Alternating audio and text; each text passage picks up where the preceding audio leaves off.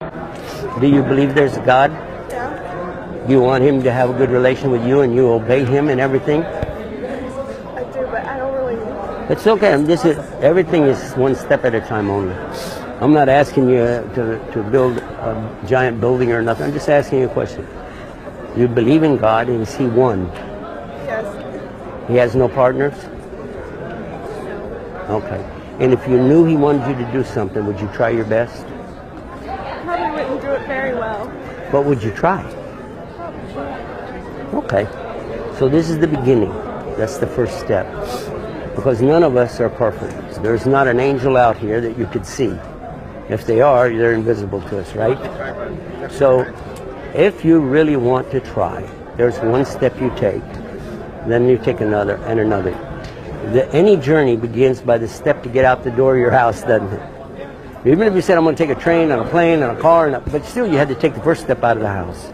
The first step you take is always the biggest, because once you do that, you're committed, you're ready.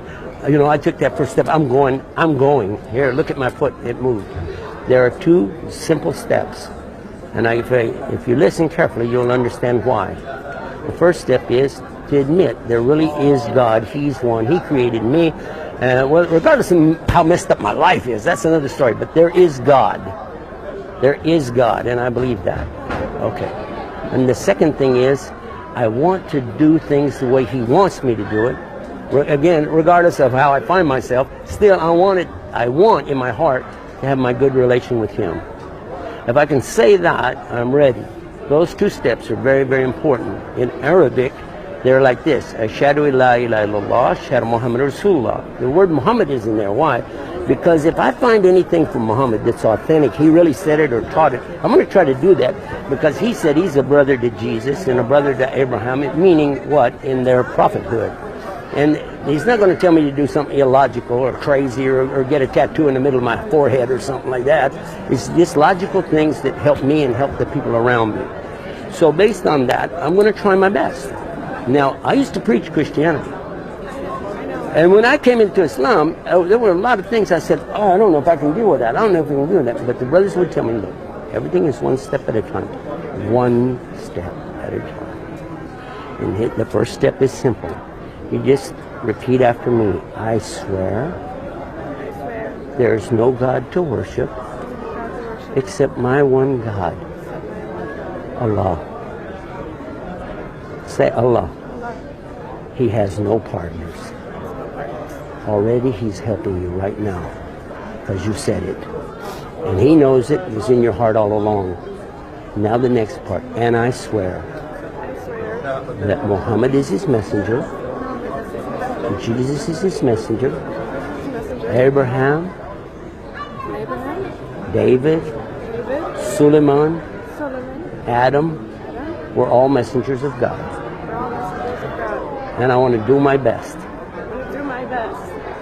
That's it. It was easy, wasn't it? Now we'll do the Arabic.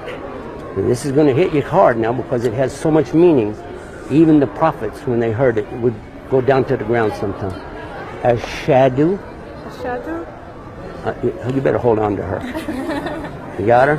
Okay. Ashhadu an la ilaha illa Allah la sharika la wa ashhadu anna Muhammad Rasulullah wa Isa, that's Jesus, Rasulullah.